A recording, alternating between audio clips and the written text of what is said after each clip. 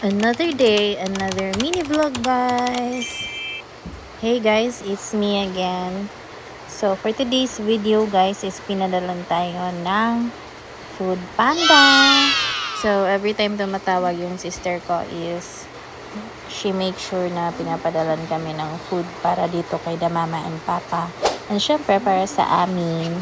So in order nito, guys, sa Food Panda, which is isa sa mga local na mga food deliveries dito sa amin. So, yung mga in-order niya, guys, is yung 7 pieces na chicken sa Chowking. Then, ayan siya, guys. Tapos, yung next naman is yung pansit ng Chowking. And then, may drinks na siya. And then, meron siyang tatlong rice. So, dito naman is prepare na natin yung mga kakainin. And then, yun, samahan nyo kaming kumain, guys.